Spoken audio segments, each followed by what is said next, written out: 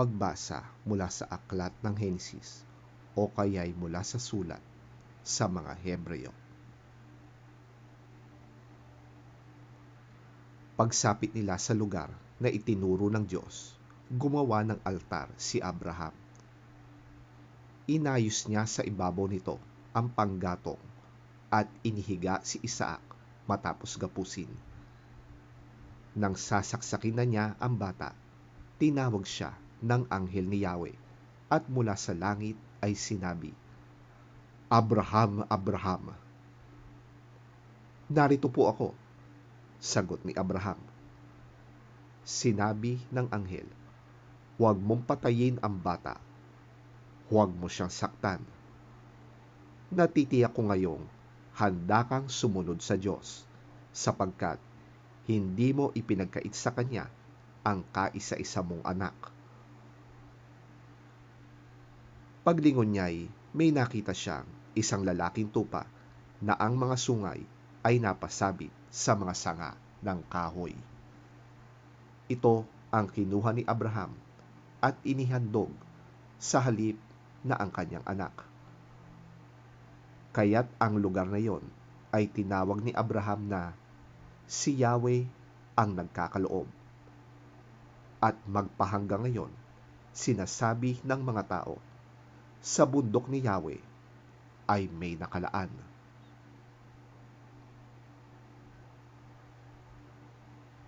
Mula sa langit, nagsalitang muli kay Abraham ang anghel ni Yahweh. "Ako'y nangangako sa pamamagitan ng aking pangalan, Yahweh, sapagkat hindi mo ipinagkait sa akin ang kaisa-isa mong anak, pagpapalain kita. Ang lahi mo'y magiging sindami ng bituin sa langit at ng buhangin sa dagat. Sasakupin nila ang mga lungsod ng kanilang mga kaaway. Sa pamamagitan ng iyong lahi, pagpapalain ang lahat ng bansa sa daigdig, sapagkat sinunod mo ang aking utos."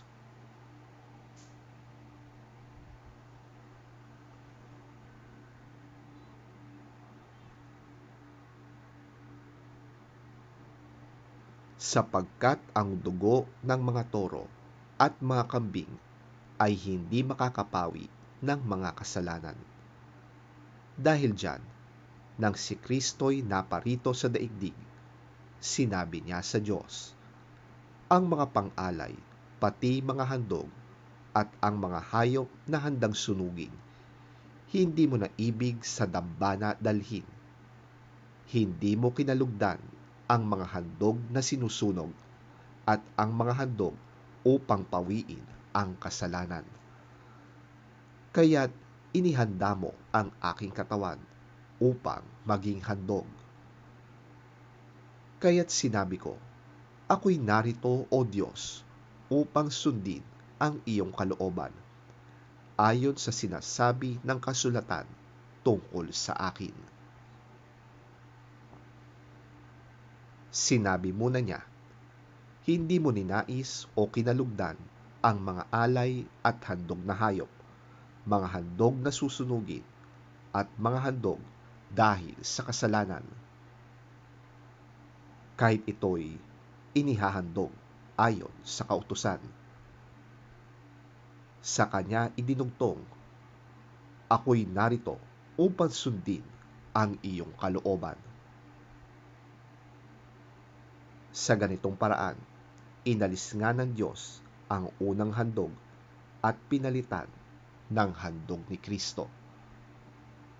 At dahil sinunod niya ang kalooban ng Diyos, tayo ay ginawang banal ni Hesukristo sa pamamagitan ng minsanan at sapat na paghahandog ng kanyang sarili.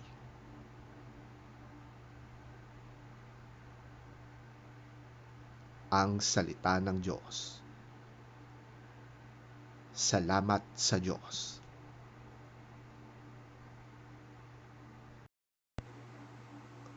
Ang mabuting balita ng Panginoon ayon kay San Mateo.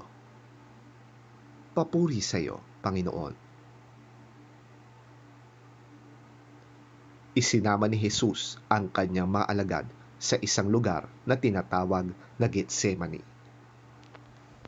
Sinabi niya sa kanila, "Dito muna kayo't mananalangin ako sa dako roon." Ngunit isinama niya sina Pedro at ang dalawang anak ni Zebedeo. Nagsimulang mabagabag at maghirap ang kanyang kalooban. Kaya't sinabi niya sa kanila, "Ako'y puno ng hapis na halos ikamatay ko. Maghintay kayo rito at samahan ninyo ako sa pagpupuyat." Lumayo siya ng kaunti, nagpatira pa siya at nanalangin, "Ama ko, kung maaari po, ilayo ninyo sa akin ang kopang ito ng paghihirap. Ngunit hindi po ang kalooban ko, kundi ang kalooban ninyo ang mangyari." Nagbalik siya at dinatnan niyang natutulog ang 3 alagad. Sinabi niya kay Pedro, "Talaga bang hindi kayo makapagpuyat na kasama ko kahit 1 oras man lamang? Magbantay kayo at manalangin upang huwag kayong madaig ng tukso.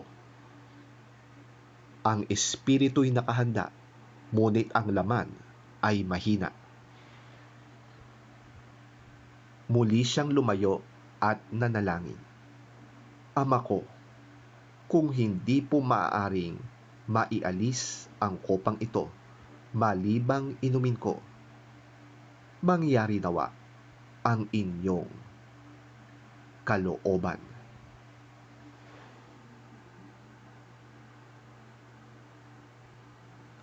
Ang mabuting balita ng ating Panginoon. Pinupuri ka namin, Panginoong Hesukristo.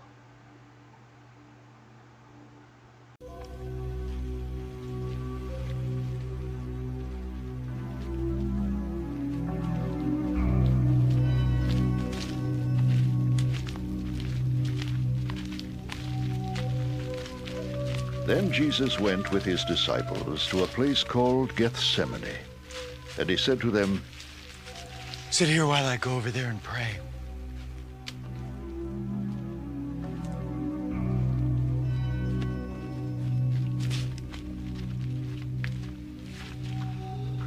He took Peter and the 2 sons of Zebedee along with him, and he began to be sorrowful and troubled. Then he said to them, My soul is overwhelmed with sorrow to the point of death. Stay here and keep watch with me.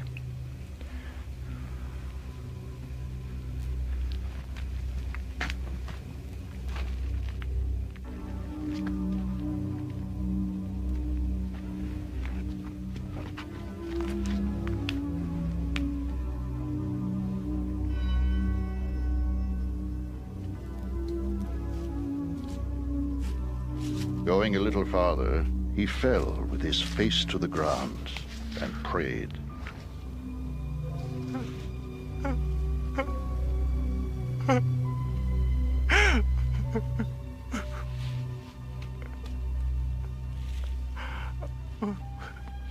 My Father,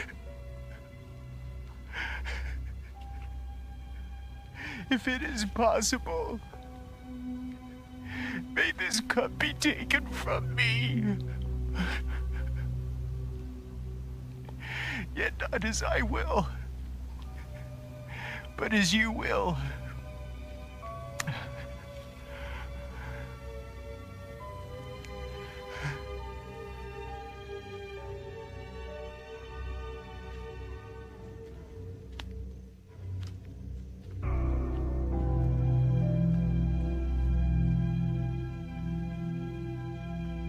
Then he returned to his disciples and found them sleeping. Could you men not keep watch with me for 1 hour? He asked Peter.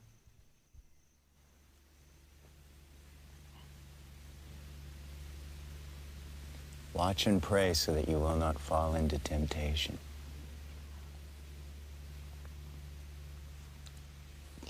The spirit is willing, but the body is weak.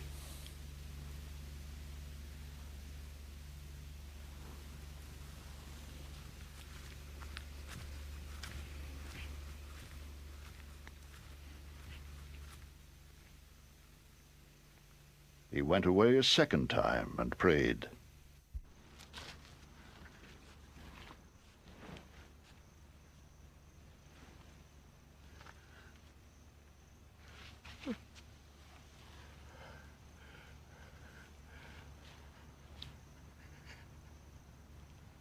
My father!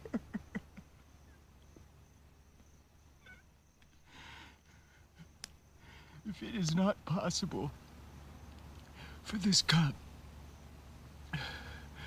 to be taken away unless I drink it, may your will be done.